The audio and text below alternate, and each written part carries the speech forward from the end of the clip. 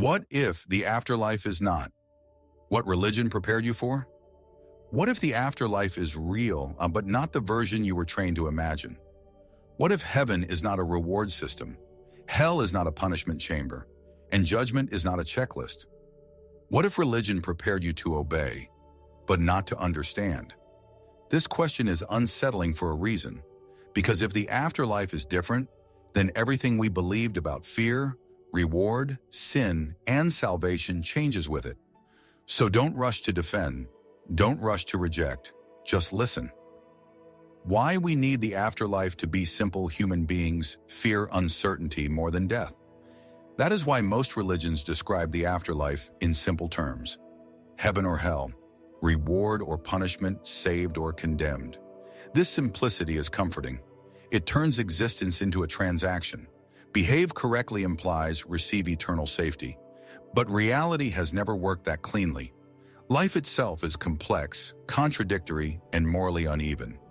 Why would the afterlife, the continuation of existence, suddenly become simple?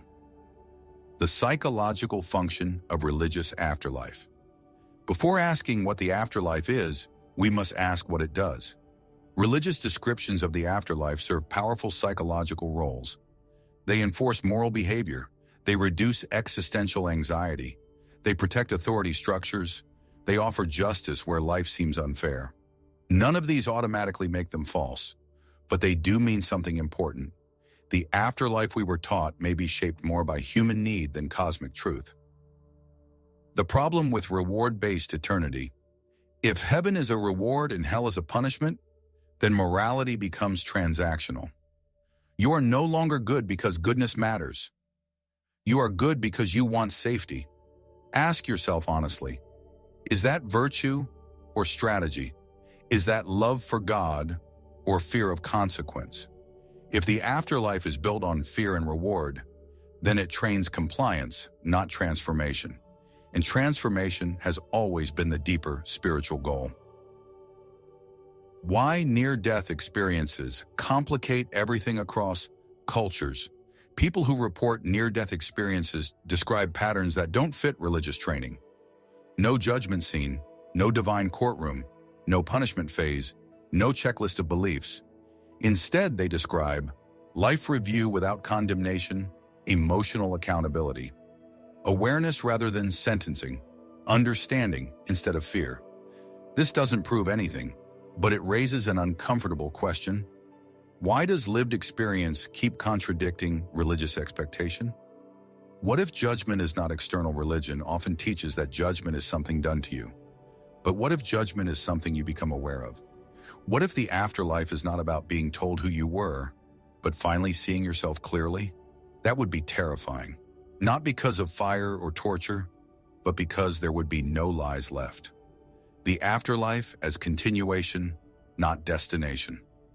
What if death is not a door into a new system, but a removal of filters?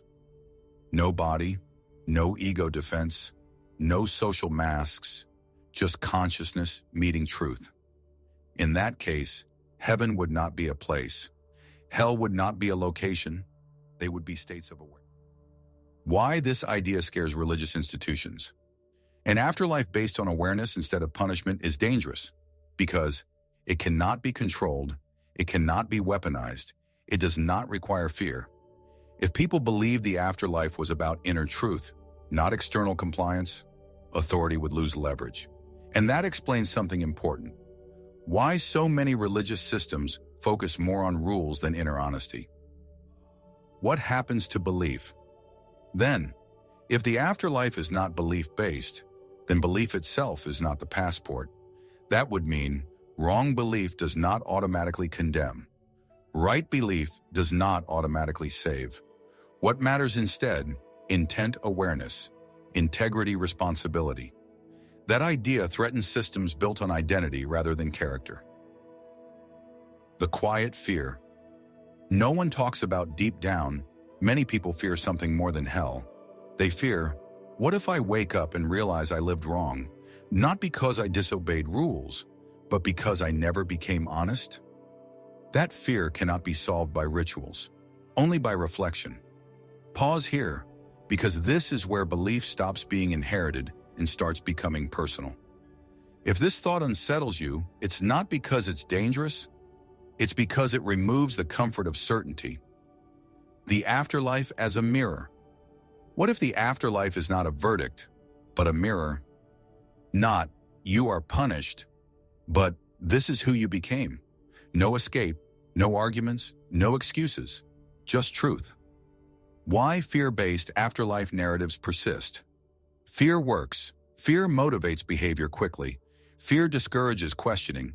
Fear preserves tradition. But fear does not create depth. If the afterlife is fear-based, then religion becomes behavioral control, not spiritual development. What this means for how you live now. If the afterlife is awareness-based, then life becomes preparation, not for judgment, but for honesty. Every choice shapes consciousness. Every lie dulls awareness.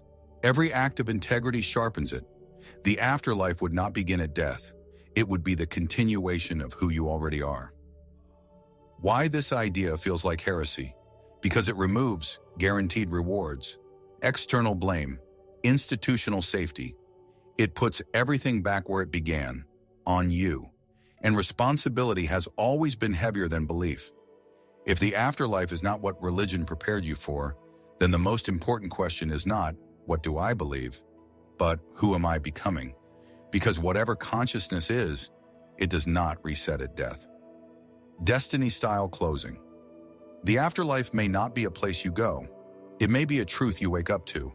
And if that's true, then fear won't save you. Belief won't save you. Obedience won't save you. Only honesty will. If this idea stayed with you longer than expected, don't ignore that. Questions that linger usually matter. If someone you know has never been allowed to think about the afterlife beyond fear and reward, share this quietly with them. And if this channel challenges certainty instead of selling comfort, stay connected, not for agreement, but for deeper conversations most people avoid.